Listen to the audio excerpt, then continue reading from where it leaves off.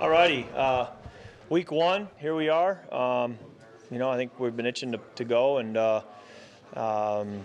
looking forward to being in front of our fans at US Bank. I'm gonna always encourage them to be as loud as they can possibly be when the defense is on the field and really bring a home field advantage. So looking forward to Sunday, and we got a good challenge here with Tampa coming in. So take any questions you have.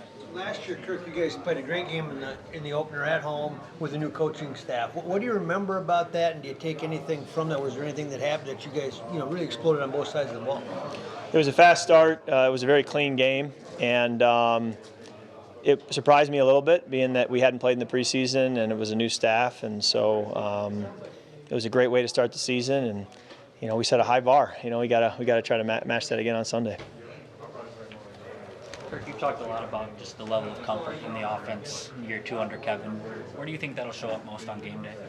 I don't think it'll show up in any specific area or in any specific way more than another. I think that in just about every phase of quarterbacking, you're going to feel more comfortable. It could be something as simple as between series conversing with Nick Mullins. And we're just a year better at having that time on task together. Adjustments on the sideline with Chris O'Hara, I think it becomes just the time we've now had together over the last year, I think really helps. And then play in and play out, just being able to execute at a high level, avoiding penalties, managing the game, making good decisions, staying on the field. I hesitate to ever be so optimistic that you start to let your guard down and you say, oh, it'll just work out. So on one hand, you say, hey, I expect it to be better in year two, but that doesn't mean I go in there now with any kind of false optimism that isn't backed up by actually playing better. And that's kind of what I focus on, is not getting too comfortable. I know you're just starting to game plan, but last year their pass defense was pretty good. Yeah. What do you see that being this year? Well, I just see a really good defense. I mean, when you watch the tape, we played them in 2020 and had a lot of respect for them then. They were the number one run defense at the time we played them. And you just have fast players. They got a great rush. It's a great scheme with Coach Bowles. They were a playoff team and division champs last year for a reason. And they just got a lot of great players in their defense, and so we expect them to really test us, and we've got to be at our absolute best. What tells you Jordan Addison's kind of ready for this moment? What tells me he's ready? Well, he's just been a capable player all of training camp. He continues to make athletic plays and show that he's just a natural receiver in the way he runs routes and the way he catches the football. So I'm excited to get him out there in the real deal and get him involved, and excited to see him become a part of our offense and another weapon to use in addition to so many other great players. You mentioned about the fast start last year.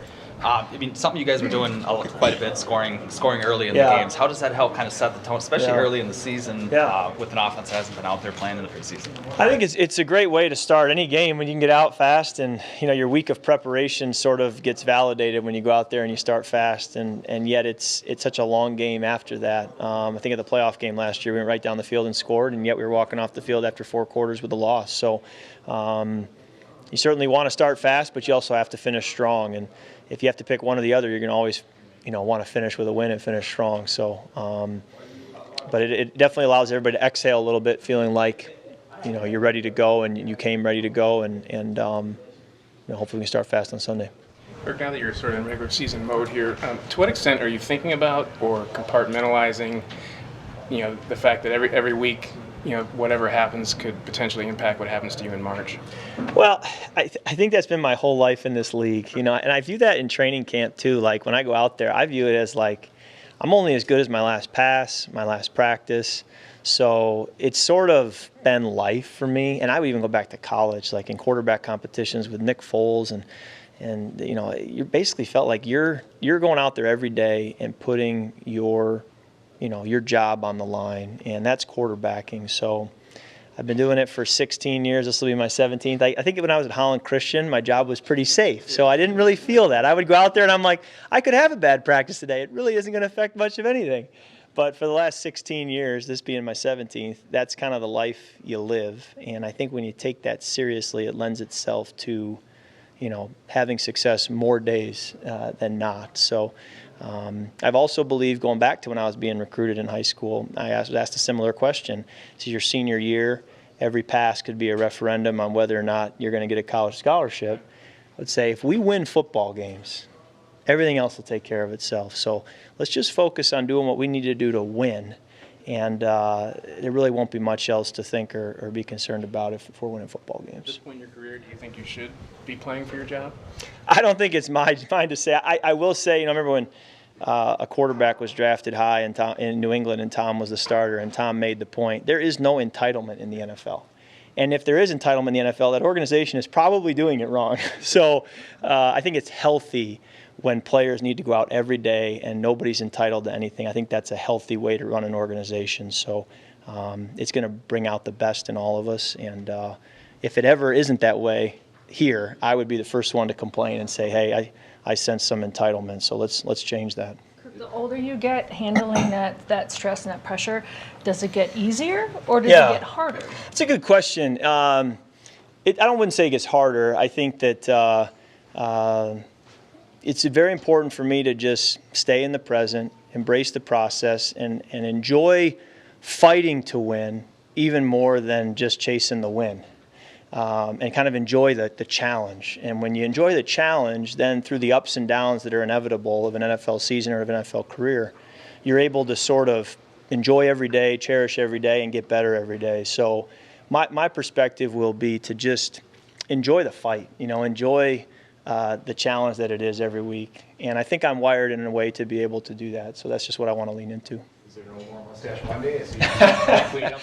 Well, thanks for the opportunity to again engage with Mustache Monday. What I marvel at is Austin Schlottman, Ezra Cleveland, and Blake Brandel have not shaved their mustaches. So I'm not sure how far this is going to go. It might be a whole season thing, but those three guys are continuing with it, which makes me proud that we had Mustache Monday. And we got about 350 days till the next one.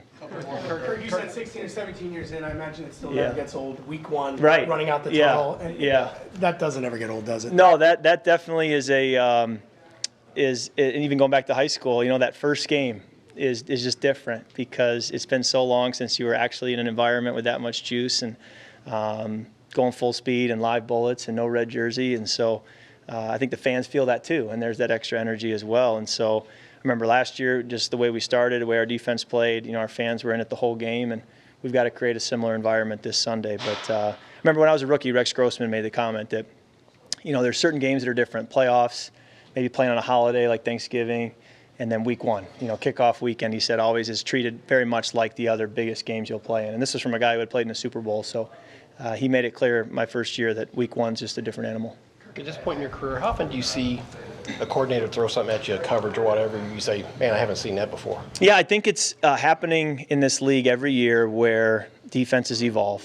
And everybody can go back at the end of the season and watch all 31 other teams and say, what do teams do well? What were teams struggling with? And it's very rare that a defense just stays the same for year after year after year. And so I think it is very common for a defense to say, hey, we're going to add this wrinkle, and we're going to try to create some confusion here in this or that way. So I was reading a book that Coach Mott had given me over this long weekend break last weekend, and it was about a Navy SEAL, and he made the comment that in a rule in battle is no plan lasts past first contact with the enemy. And I thought that was pretty good, that we all have our plans, but no plan really lasts after your first contact with the enemy. Something's going to happen that you're going to say, okay, how do we course correct now? And in week one, you sort of are ready to live that a little bit, and we've got to be good with sideline adjustments, with not allowing something that surprises us to cause them to win the game over it, to be able to say, okay, you got me there, but it's not going to turn into something more. So that's part of playing football, is those unscouted looks and being able to react appropriately. All righty, thank you. You got war quotes, we got Mustache Monday, going back to high school, we have nostalgia.